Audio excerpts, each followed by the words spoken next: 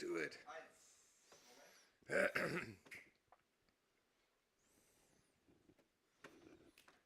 Yay! So we got that working. Hi everybody, welcome back to another episode of Makercast. And it's number 49, which means roughly 4 years of Makercasting plus minus some months, I guess. We have a different situation this week or this month where we're streaming from xHain, which is my favorite hack space because I'm well, not only a member. This is weird now. It's getting weird so fast.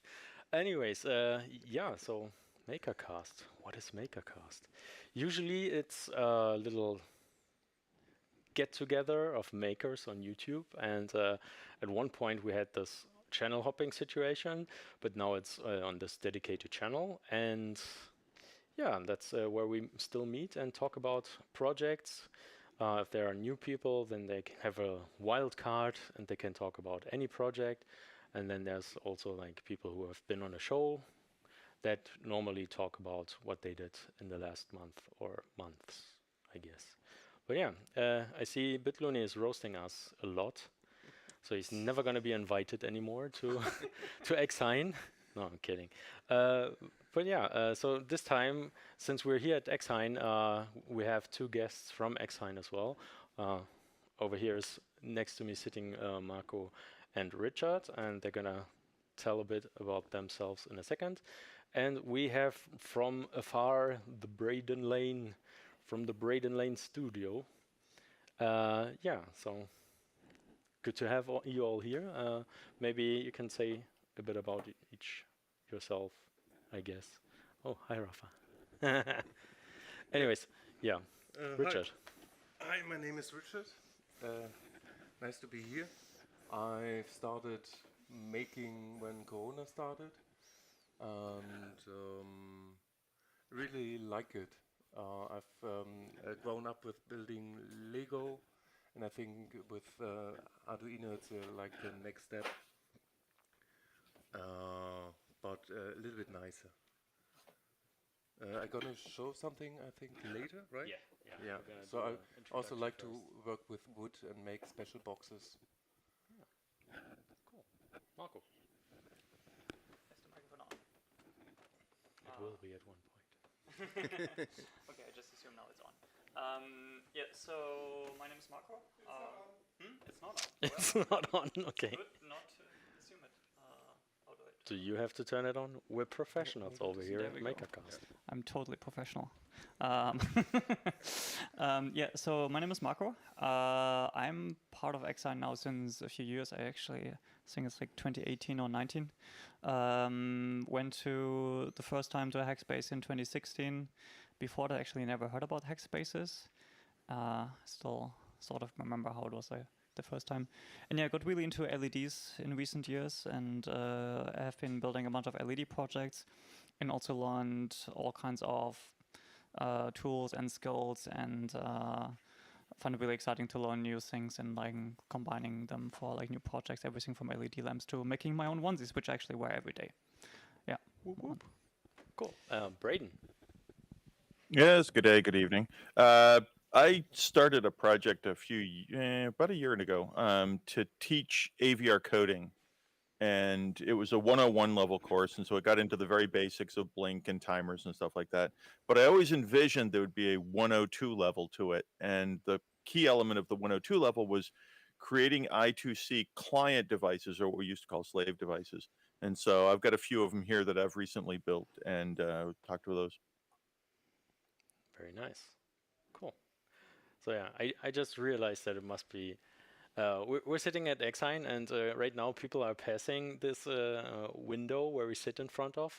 It must look really, really weird when there are like three people sitting on the couch, not doing anything no but listening. audience. No audience, and they're just sitting there, doing nothing. That's nice. Yeah, Nerds. yeah. But right. Wait, I forgot to introduce myself, I guess. I'm Dave. I'm calling myself Dave Darko on the interwebs. And I'm hosting this thing. I think I was one of the first people on the Makercast as well. So yeah, it's nice to have the show around. and I'm also a maker and a member of xHain, and I like to do electronics stuff with PCBs and yeah, some 3D printing as well. So that's me. Right. So I think since Braden is the guest who has the most experience with Makercast, would you like to present your projects first?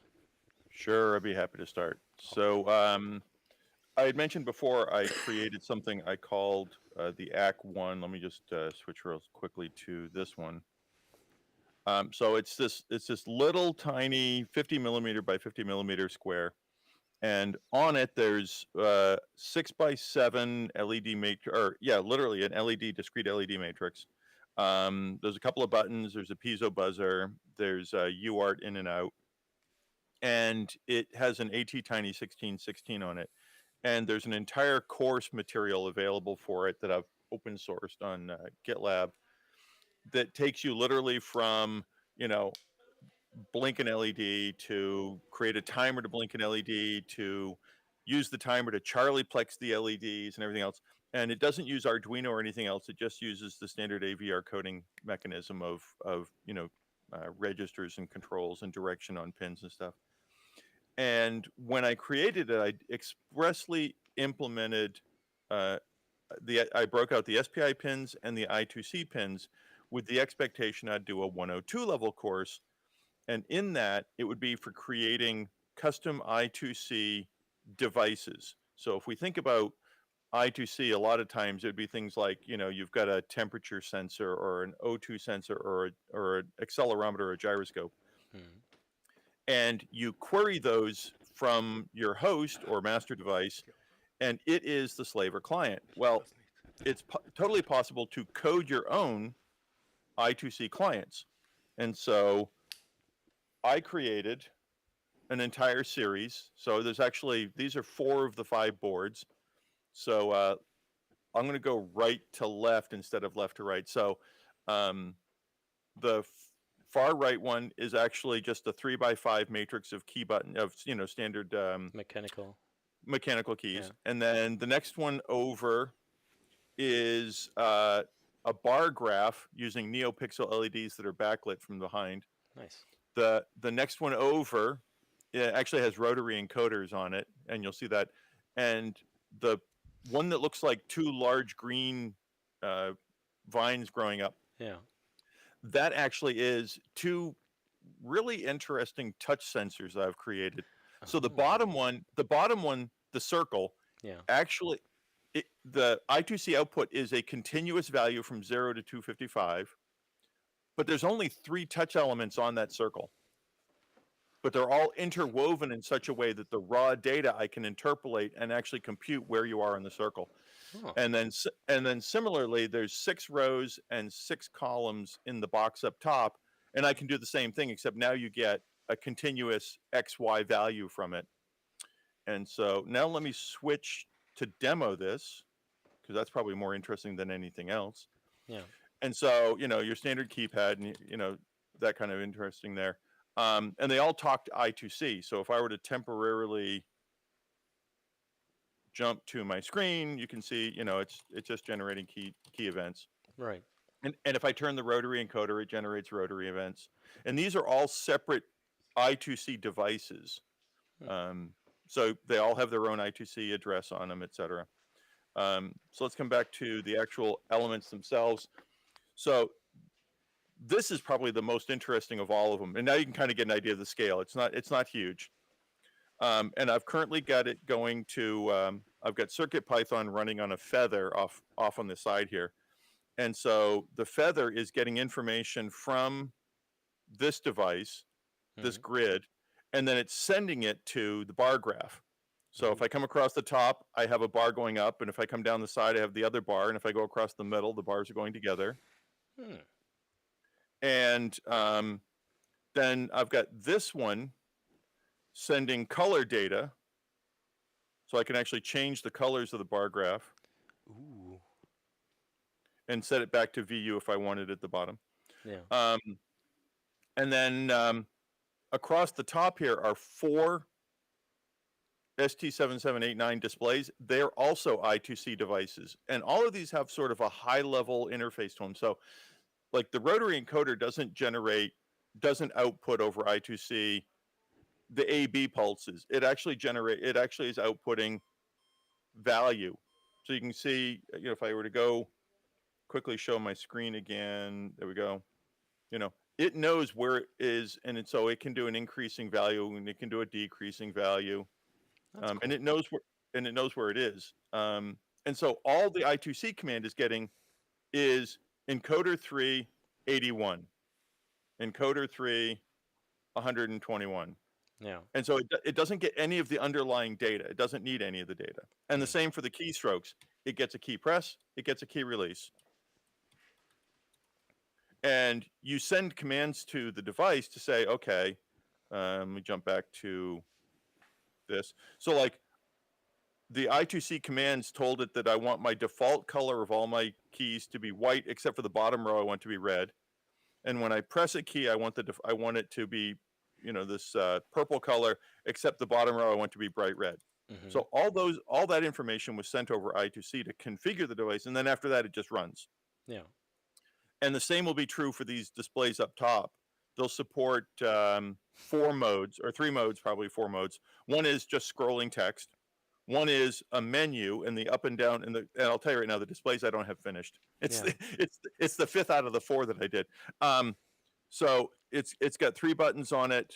We can actually, I can kind of see. I don't know how close they get, right? And but on the back, it's got a standard stemma connector here and here. Yeah. Which is just an I2C connector. That little tiny black thing is the AT-Tiny 1616. Nice. What form factor is that? That's a QFN 20. Oh, okay. That's kind of where I end up doing most of my work, is down in the QFN space. But so you'll be able to configure this as a menu device, and then over I2C, it's simply you query it and say, what's my menu entry? And it'll say number 3, number 2, number 4. And it will be responsible for all the refreshing and the up and downs and the selects and all that junk. And it does all that internally, just like the touch controller here does all the math and computation internally. Yeah. For what the XY is. And then when you query it over I2C, it just simply gives you the value back. Right. And the keypad, the rotary encoders, the buttons here, they all handle their own buffering. So if you forget to call it, it'll say, oh, well, since the last time you called, you now have 5 button keys that haven't been, you haven't processed. Here they are. Okay. 1, 2, 3, 4, 5. Cool. And so all these talk I2C. Yes.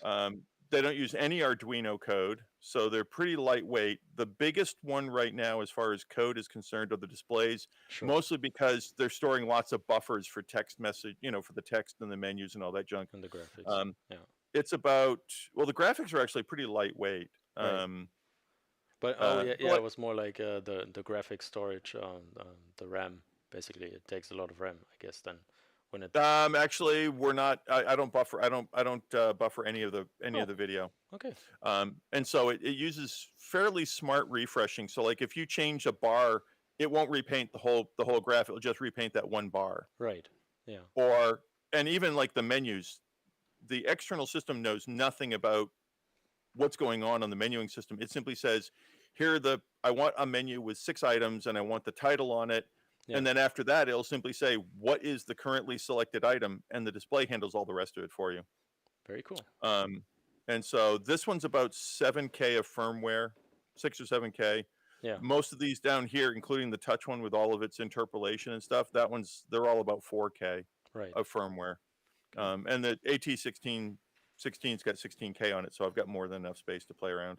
So we got a question, and I was wondering this myself. Is this Eurorack size, or is it just so happens? Yes, these are Eurorack sized, and very nice. The only reason is because there is no other standard for PCBs if you want to put them all together. Yeah. And so I said, why not just Eurorack? It turns out, by the way, if you're playing around with Eurorack, you can 3D print really decent Eurorack rails. Okay, didn't know that. Interesting. Yep. So if I flip this over, let me take that one display off that I've undone. Yeah. See, this is just it's a back rail, a double Okay. middle rail, Yeah. and a front rail. And then all I did was in CAD, Yeah. I just I laid them all out with the right spacing, and then I sliced them at an angle, Yeah. and then I get this perfect bevel right here. Nice.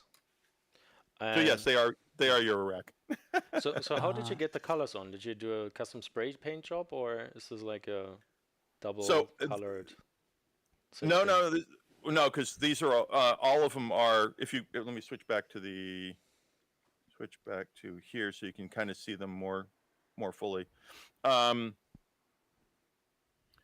These are all old school silk screening, Yeah. but using real solder mask ink. Huh. So these can tolerate, 285, 300 degrees Celsius temperatures for reflow with no problem. They don't discolor at all when you reflow these. Okay. And I did these in color for myself, and also because I do an e-challenge coin every year. Yeah. And I think I even showed it here.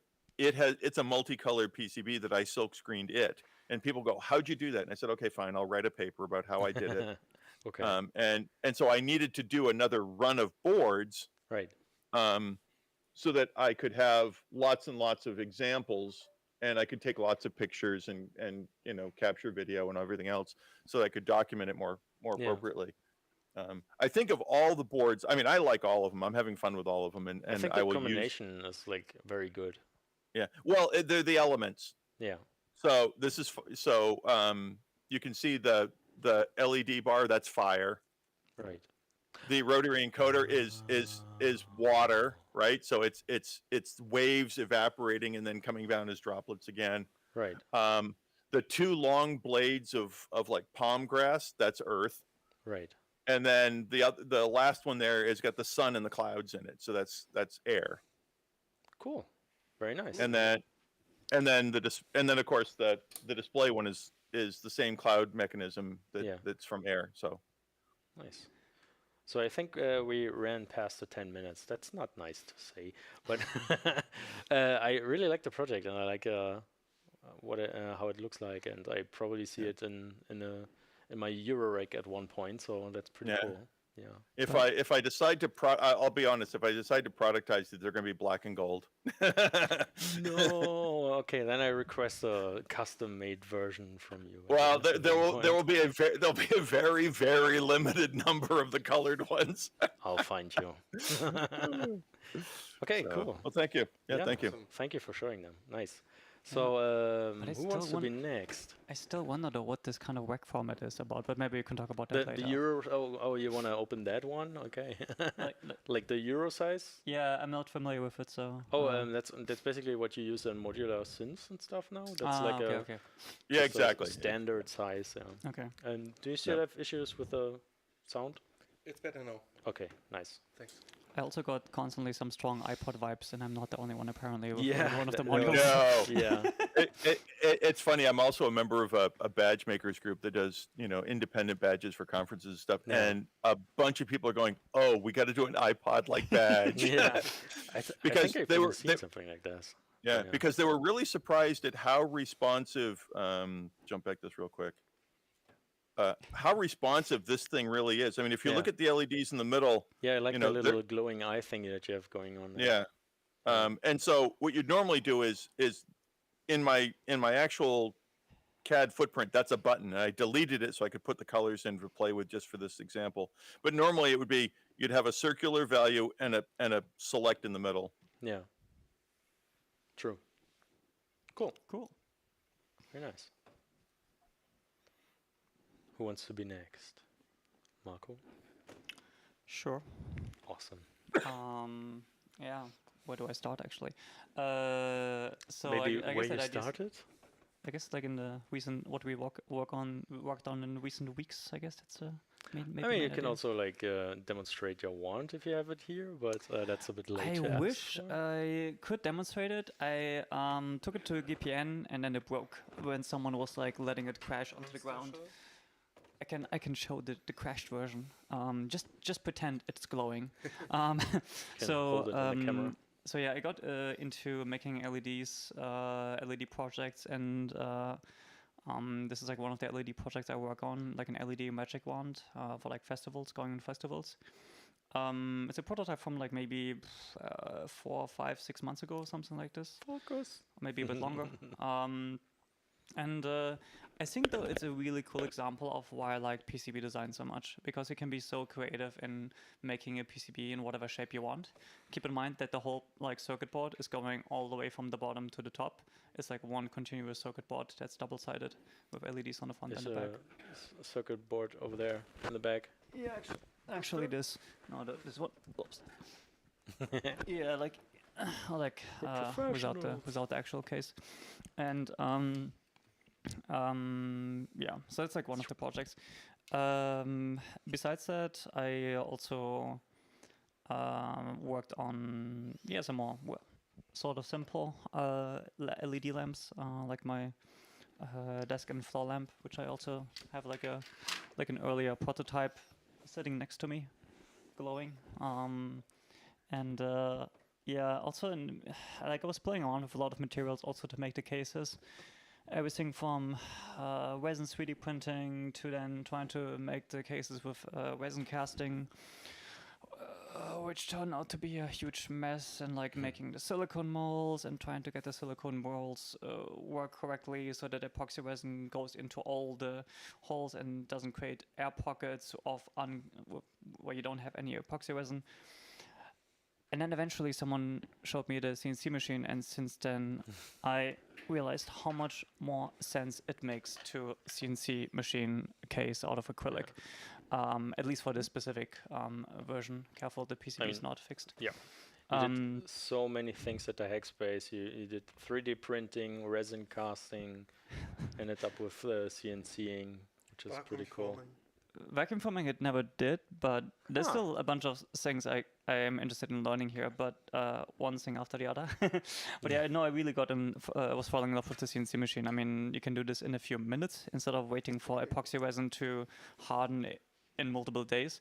Obviously, it doesn't make sense for like every kind of form factor or like every project, but since this is like basically just a flat piece with some carved out parts, it's like perfect for this purpose.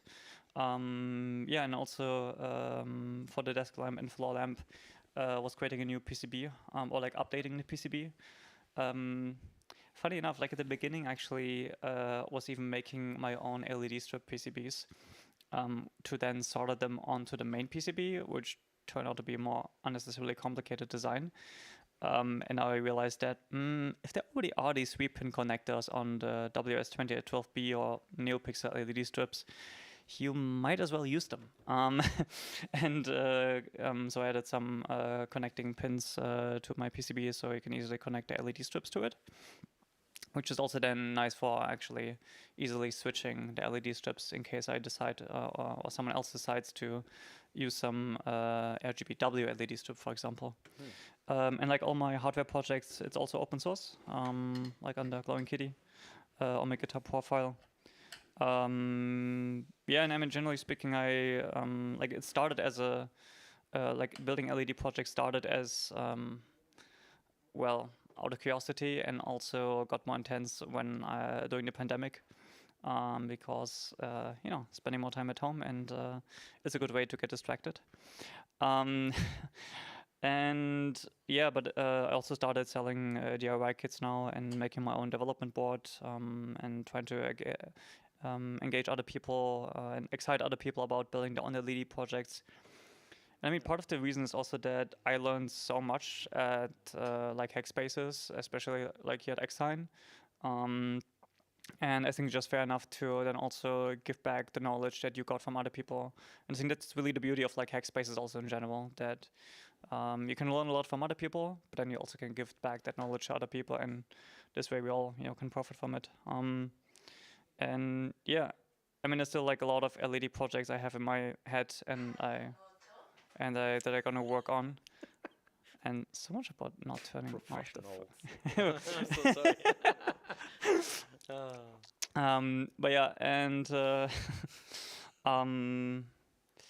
Yeah, so LED projects is what I'm doing, but also more recently I got into sewing my own onesies, which is another thing I really recently got very excited about, despite it meaning a lot of time effort.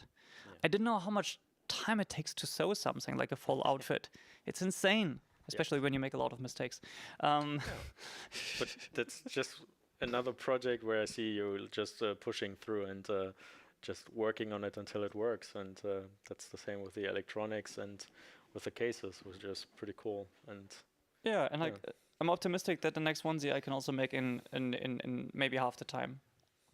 Like I think so too. Yeah. You're gonna cut some corners there. Yeah.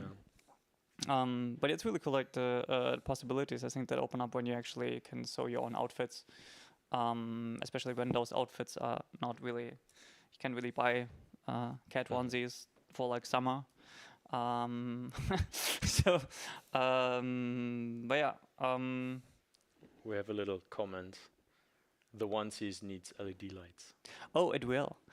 So I sorry, I should have mentioned that. Of course. So so two things I'm gonna add both to this onesie and also my other onesies is LEDs both into the ears and also the tail. That's the idea. I have like some LED strip or small this kind of LED strip that looks more like a Christmas light. Fairy lights? Yeah, the fairy light kind of type. Since they're like way more flexible. And then I need to see about integrating them in a way that I can easily detach them before washing them in the washing machine. I mean the onesie. And also going to add the moving ears again. So I have like these. Maybe a bunch of you have seen these hats where you have these things that you press, and then the air is pushing, like it's moving the ear. The P is silent, so it's pneumatic. Pneumatic. Moving ears basically. And I saw that and like I need to send a onesie. And I had that already in the past, but the problem was the silicone tubing for connecting the pump basically with the ear was that we found was too thick and too uncomfortable. So I was eventually taking it out of the onesie again and didn't use it anymore. But now I actually found a silicone tube that's like really thin and really flexible, and I think that should be comfortable enough. So now the trick is only to figure out a way to easily detach it and detach it, probably with some kind of a zipper inside, so you can like open up the zipper, remove the whole stuff, put the onesie in the washing machine, and then so it's actually everyday like compatible. That's like very important for the onesies if you want to wear them every day, which I do. So there's another comment, and Adam Bryan says that M5 Stack has just released some LED cat ears, and maybe you can take a look at it and at least take some inspiration from it, I guess. But some open source LED cat ears or what? I think M5 Stack does, stuff like that in open source. So yeah, I wonder if I've seen point. the video, but yeah, I should look into that later. I also noticed Adafruit was posting a few days ago like a like a short video on Instagram, I think, or on social media of like some like tail with like a servo motor where like the tail is moving, and like I saw the comments of like, oh, Adafruit going furry, and I was like, yeah. It's not practical. I don't believe that this kind of thing is practical. Like you want to sit, and like when you want to sit, like you don't want to have any electronics like uncomfortably behind your butt. Anyway, so yeah. Cool. Very nice. Does anybody have any more questions? Adafruit have way too many LED costume hacks. I don't think there can ever be too many LED costume hacks. So, but yeah. Agree. There's so many wonderful things you can where you can use LEDs. Everything from adding them to your bike, adding them to outfits, magic wands, dodeca. How do you pronounce it again? Dodecahedron, I think. But yeah, we're gonna get to that in a bit, I guess. I think I showed that the last time, but I have another LED thing going. Yeah, but thank you for being at the space and sharing the knowledge that you've learned and stuff like that. That's cool. Right, so Richard. Me next? Yes. Right.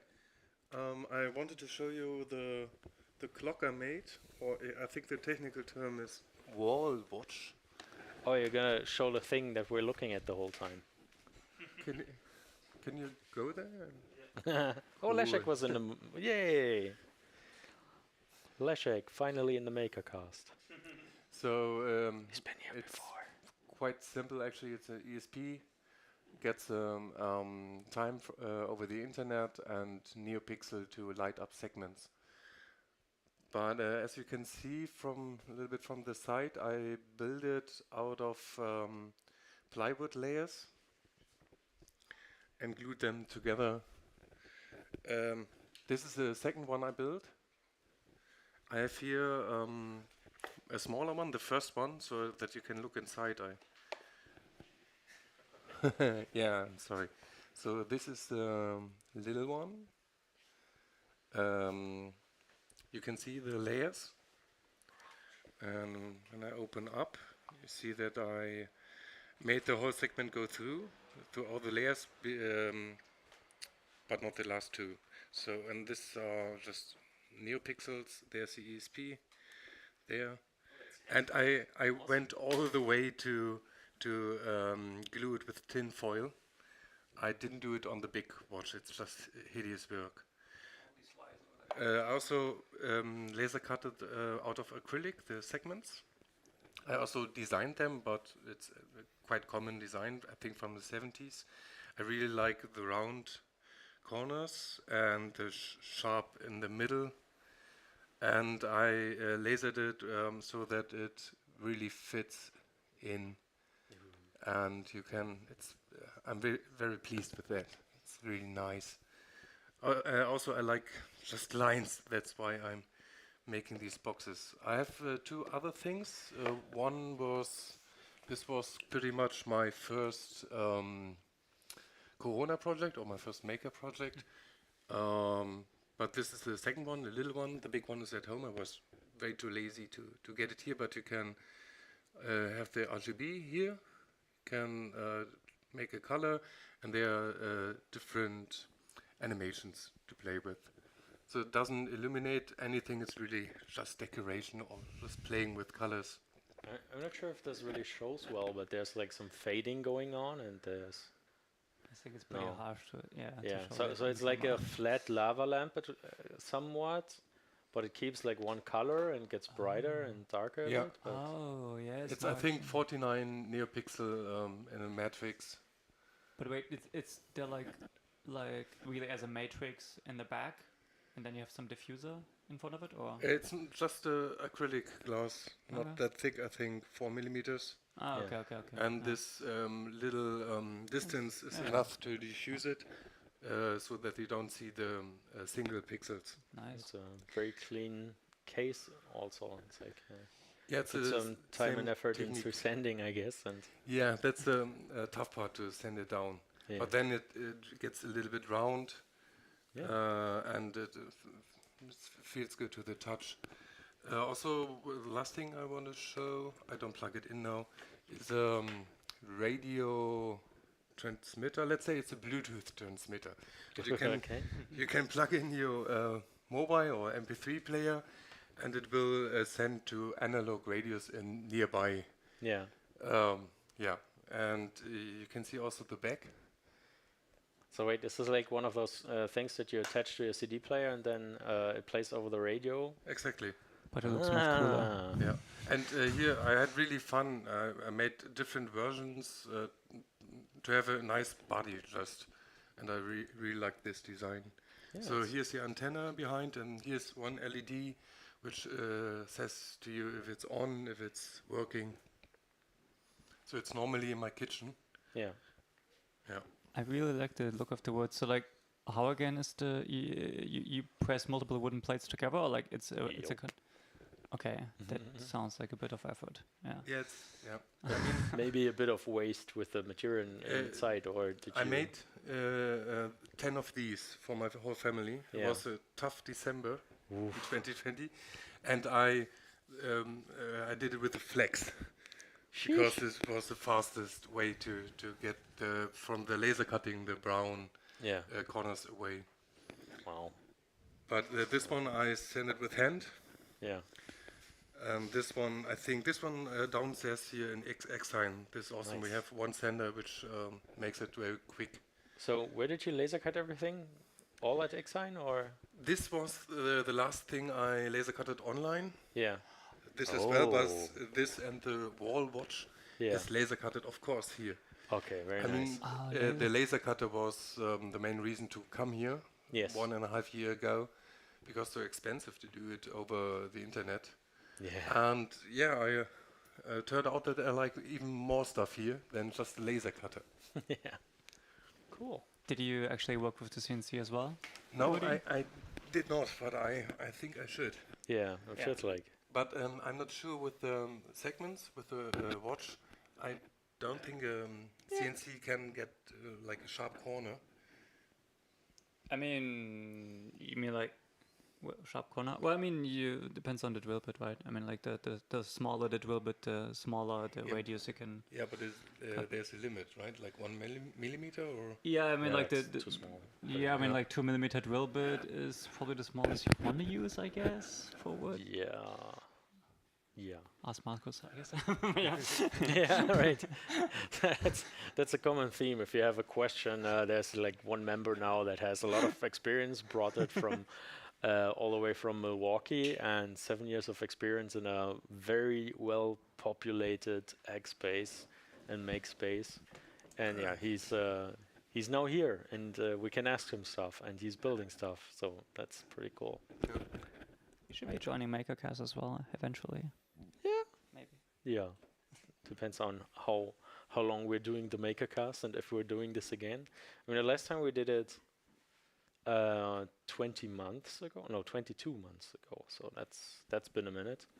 Yeah, but it's fun to have it here, I guess.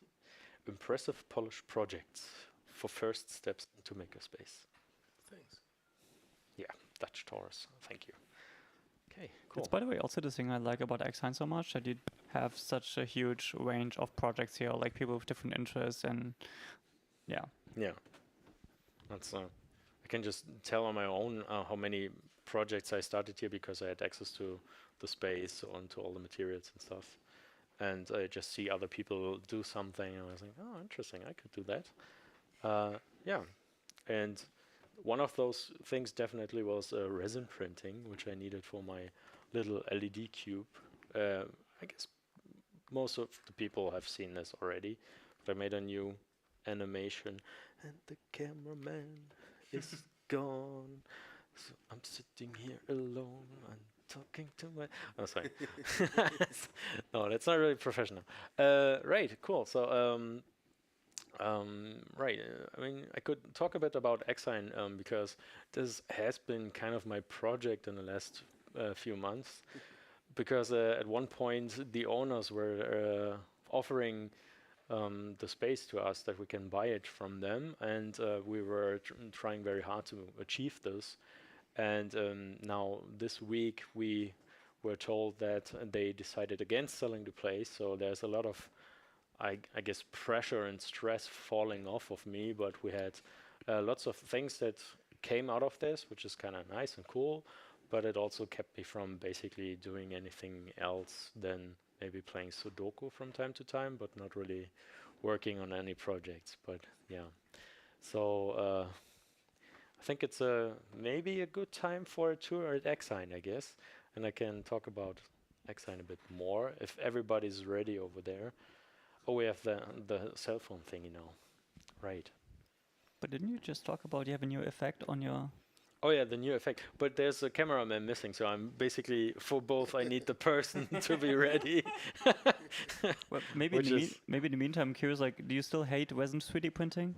I mean, oh yeah, because I mean, people who have resin printed something, they know that it just smells bad. You have to clean everything, and that's very annoying. And yeah, so nobody wants to print with resin. Nobody wants to show other people how to print with resin, because you have to also show the cleanup, and you have to put on a mask and stuff like this. So yeah, it gets a bit tricky. I think we're still in the PTC. Maybe we can switch to one of the cameras that's pointing at me. I'm perfectly fine with explaining the theoretical part of it, but without showing it in practice. Yes. Nobody likes resin printing. But the other day I thought, okay, I'm gonna start finally mapping out all the LEDs, and then I thought, okay, maybe I should just check if all the panels really are the panels that I think it is, and they are. And what I did here with the cube is just giving all of the planes, I guess, a different color. This is the start animation, so you should see only one color once, unless you turn it around. But you can only see 6 sides at a time, so you should only see 6 sides. And then I noticed that panel 4 had the wrong address and was just mirroring the first one. And also I noticed that one of them had a green row there, and that was just missing color. So I had to fix those, and then I was like 2 hours past, I was done with it already. So there's no mapping, but this is kind of a neat new animation, different from the, what was it before? It's like the hypno vomit mode. It was very tricky to look at it, but also tricky not to look at it. But yeah, so right, let's do the tour, I guess. Does Yeah. Who's my? You're my Can- you're my camera person. Is everybody coming with me? Should we start in the machine room? Let's go to the machine room. So, if anyone remembers the tour from last time, we switched some things up, and this was a room that we didn't show before. It's now the machine room, which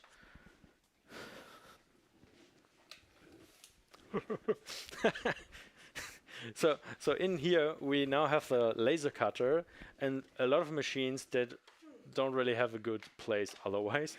But we have a vinyl cutter, we have the soldering oven in here, we have a vacuum pulling machine. That you can do some imprint stuff. We have an not electron microscope. We have a laser microscope. Really fancy, really high resolution, but it works with with discs. That's like the safe icon for some people. Oh, that's a very nice coloring in there. And we also have a little workstation that Richard set up for multimedia and graphics work and some inspirational posters and stuff. Yay. All right. Then over here is, of course, the stage. We had that already. We sat on this. And in here is the dark room. And I really hope there's nobody in there developing any film. Oh, there's even light in there. Very nice. So it's a very small room. And before we had this, it was just more office space on the other side. But we put in a wall. And then somebody painted it black. And yeah, we have some black and white developing stuff. I think it's too big for us in here. You can try. You can come in. That's fine. I can fit in this corner. I don't fit in this corner. Right. We have some active members that are all interested in doing some photo development, and it's pretty cool to see the community enjoy this area after taking so long to build, I guess. That looks so tricky to walk with the wires, and he's almost fall. Please don't fall. We're now in the electronics area, which is kind of my area. Not my area, I'm the curator of it. We have people that take care of certain areas, and I'm the person who everybody tells to order resistors. We need more wired resistors. We don't have enough wired resistors. That's a lie. We also have where's the VR headset, and we have some oscilloscopes here. We have soldering irons here. We have clouds that glow like the tree in front. It's, by the way, the Raspberry Pi is crashed. I think somebody should fix this. The tree is showing. Anyways, over here is the textiles area. And we have 4 sewing machines, and we have an embroidery machine, which is pretty cool. You can make like little patches with that, with And you basically just have to use Inkscape and export it, and then you can kind of make your own batches and patches. But yeah, this is a very often used area now, which is pretty cool. And don't forget the overlocker. Oh, we have an overlock machine, yeah. So Marco is kind of like the special operator now. He has saves used so it much time, and yeah. it makes such clean cuts and saves the. It does like 4 fabric and times everything. all at once, and then it also cuts the material that you're currently sewing. So that's pretty neat. All right, let's continue. Should we show the kitchen and the bathroom? It's there, trust us. We're going downstairs now. Follow the orb. Don't show the hardware tree. Oh, can we turn off the music downstairs? Is the cable long enough? Can we turn off the music, maybe? I can ask, yes. Oh yeah, thank you. All right, so let's go on the 3D printing area first. Oof. Oh, did you run into it? No, you. No, Okay. All right, so this is the 3D printing area. We have 5 pruses, which are basically probably the most used machines after the laser cutter. I'm not sure. If you put the time together, then it's probably the printers that are winning this race. We also have this huge 6-liter resin printer. I'm not sure if we had this the last time, but I think when I remember right, the last time we showed this place, it was a mess. So yeah, we got some new shelves for everything.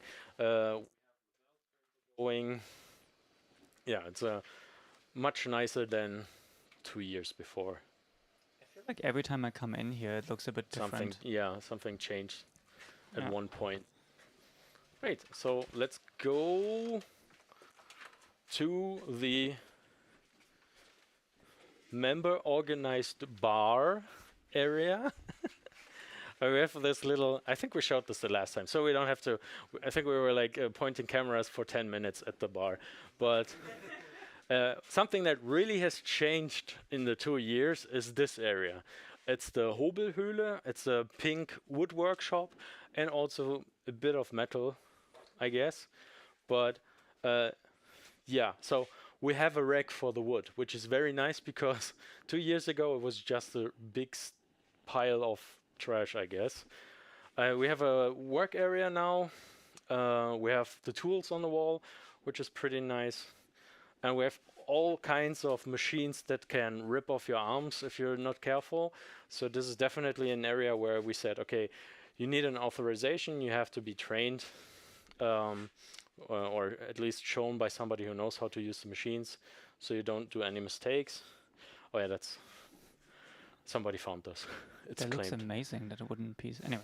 Yeah, I think it's just plastic with a. Anyways, we Okay, have that's this lathe, and I really like this machine because I once did a small lightsaber on it, and I got some help from a lot of friends. And yeah, it's a pretty cute tiny lightsaber. Right, we have more wood saws and stuff, and over there is a CNC machine which Marcus can show people. I can also show to people now, theoretically. Okay, well, I gotta ask Marcus first if it's okay when course. you show other people now, course, but of course, that's a different topic, I guess. Yeah. But yeah. Right, and yeah, that's basically a tour of xHain now. I don't think we forgot anything. But yeah, so I can't see any reactions right now. We should have taken down the tablet with us. I just hope that everybody's still watching and liked what they saw. And we can stay in here, which is nice, so we can further improve and maybe host a different or another Makercast at one point here, if we're still doing this in 2 years. Bit loony. Cool. Okay, should we go up again and finish up there, or should we just? I want to see what everybody else is saying, if there are any questions. So let's go upstairs again. But one question, since we're like also like here, yes. the LEDs got mapped at some point, Yes. so you can glow some fancy animation. I was wondering, did you try the same with your Dodeca one? Like, if you would try to map them from all sides, couldn't you also display some really cool? Yeah, at one effects that- point it's gonna show Rick Astley playing on it, Because I have the frame rate now. I have 16 frames per second. That sounds oddly specific. But yeah, no, I'm thinking about how can I map this, and I probably need something on the web that's rendering it first. But I gotta do some 3D to 2D mapping first, and that's gonna be a bit tricky. But yeah, mapping. Can we show the mapping of the? Actually, on the last video, the Kraken hadn't been there. Is this mapped? Nope, not that. Continue. Next. Yeah, but it's strangely flickering. But that was the effect. It didn't used to flicker though. That one, yeah. Did I skip it? Yeah, you just. Yeah, that one. Okay. Yeah, no. Oh, it's crashing. Yeah, it's crashing. It's just okay. It used to Never work. mind. Promise us. Yeah, we gotta tell Björn. But that's also nice. You have so many people that do some installations, and you can ask them about fixing stuff. No, but yeah, it also yeah, it's nice to see projects flying around at xHain, which is pretty cool. All right, let's go upstairs, read some comments, and then go to sleep. Everybody in their own bed. Why? Oh, you're pulling like this. Okay. Whee! You first. You have the wires. Me?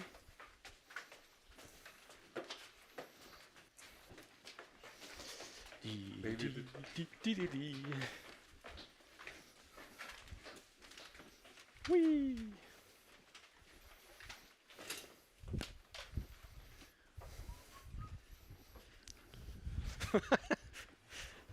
All eyes on me. Yay! Okay. The Darko room. Okay. That's what I came back for, Adam. So there's not going to be a quiz because I thought, okay, we're going to do the tour instead. But you can quiz us now. Finally, the bar. Something was beeping again. Does the treehouse still exist? Oh, yes. Oh, yeah.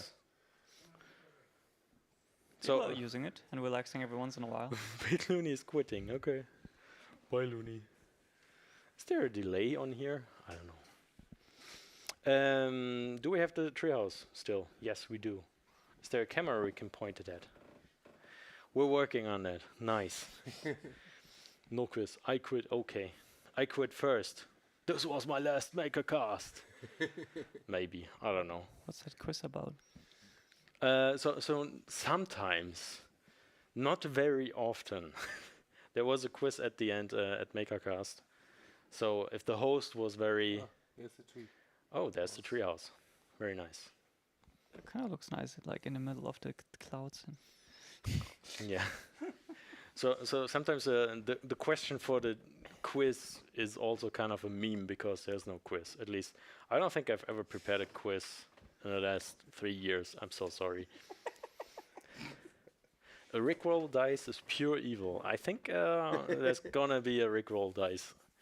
So just because of this comment, no, I would have done it. Anyways, the future is wireless. No quiz. Mostly if quiz was hosting. You're all fired. Okay, that's nice. So I don't have to quit. I get some compensation money, I guess, or not. All right, cool. Thanks everybody for joining us here. Thanks Bradán for sitting on the table the whole time. Yeah, it was nice to have you, Bradán. Thank you. And yeah, it was definitely a nice experience here. I kind of enjoyed it. And right, thank you, my guests, for being here and enduring me in my weird host moderator mode. Thanks for having us. Yeah, I mean, thanks for having us. Exactly. Yeah. We should do this more often. All right. Maybe in 22 months. I like the number Sounds 22. so long. Yeah. All right. Okay. Well, thanks everybody for keeping us busy here, and thank you for the AVX team of xHain. Like, woo, woo! I don't want to clap too loud because it might be in their heads. Yeah. Okay. Yeah. All right. Have a nice one. Bye, everybody. Bye. Bye, everybody. Cheers.